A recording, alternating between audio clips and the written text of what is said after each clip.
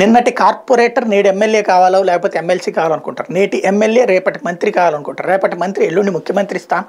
ముఖ్యమంత్రులు అయితే జాతీయ స్థాయిలో ఏ కేంద్ర మంత్రులు అయిపోవాలి, ప్రధానమంత్రులు అయిపోవాలని కోరుకుంటున్నటువంటి రోజుల్లో ఒక్క భారతీయ జనతా పార్టీలో మాత్రమే ఇది సాధ్యం అనుకుంటా.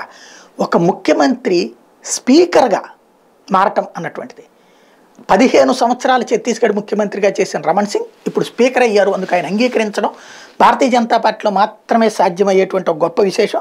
ఛత్తీస్గఢ్ మాజీ ముఖ్యమంత్రి బీజేపీ సీనియర్ నేత రమణ్ సింగ్ 71 ఏళ్ళు రాష్ట్ర శాసనసభ స్పీకర్గా ఏకగ్రీవంగా ఎన్నికయ్యారు. ఆదివారం తన నామినేషన్ దాఖలు చేసిన రమణ్ సింగ్ మంగళవారం కొత్త అసెంబ్లీ తొలి సమావేశాలు ప్రారంభమై స్పీకర్గా ఎంపికైన అనంతరం మాట్లాడుతూ ఈ బాధ్యతలు అందరినీ కలుపుకుని పోతానన్నారు. సంప్రదాయం మేరకు ప్రొటెం స్పీకర్ అందరి చేత ప్రమాణ స్వీకారం చేయించిన అనంతరం రాష్ట్ర ముఖ్యమంత్రి విష్ణుదేవ్ సాయ్ స్పీకర్ ఎన్నిక రమణ్ సింగ్ పేరును ప్రతిపాదించారు. దీన్ని కాంగ్రెస్ సహా అందరూ బలపరచడంతో ఎన్నిక ఏకగ్రీవమైంది. రాజనందగావ్ నియోజకవర్గం శాసనసభకు ప్రాతినిధ్యం వహిస్తున్న రమణ్ సింగ్ 7 సార్లు ఎమ్మెల్యేగా ఎన్నికయ్యారు.